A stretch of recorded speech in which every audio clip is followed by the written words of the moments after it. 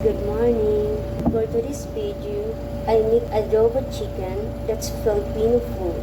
So first step guys is I put a small amount of olive oil and fry fresh ginger first.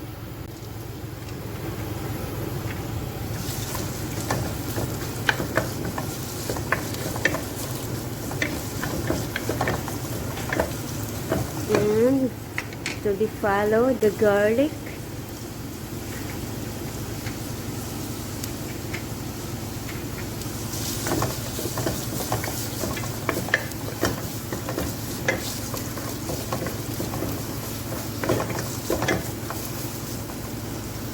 and the last is onion cut in long,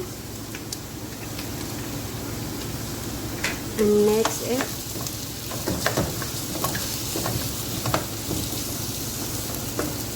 And we need to cover first before the looks brown.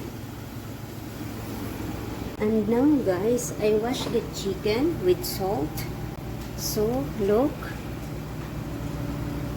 I put salt, then wash it with filter water. Wash it to remove the smell. In 15 minutes.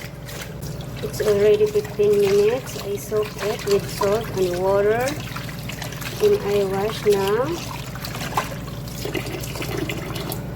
And rinse it.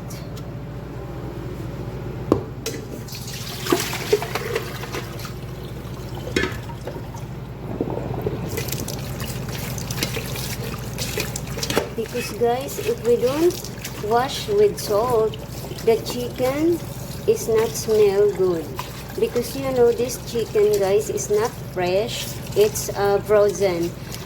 You can cook chicken, no need to wash with salt if the chicken is fresh, especially in Philippines. Our chicken there is so fresh, we are very sure that the chicken is fresh. So this guys, we need to wash with salt because there's smell here.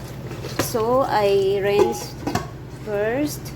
And now, here again, our fried fresh garlic and onion with fresh ginger is already brown. So, the chicken I wash with salt is already rinsed.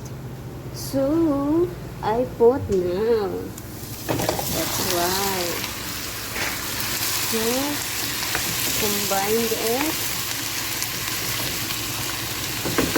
and just wait for 10 minutes or 15, like that. We cover it. We already going to like this the chicken so that under of the chicken will cook like that.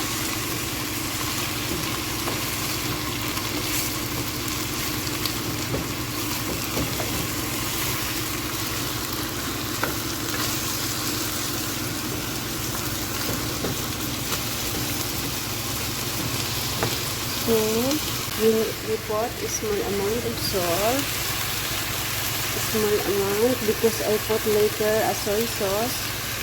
Then, I put black pepper, a small amount of black pepper. Then, I cover it. I wait for 15 minutes. Hi guys, already 15 minutes.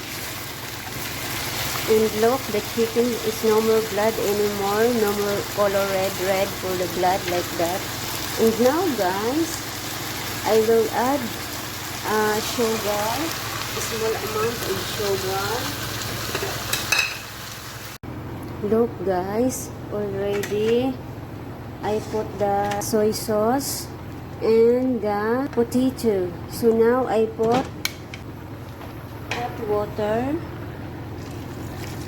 So I cover guys in 40 minutes like that.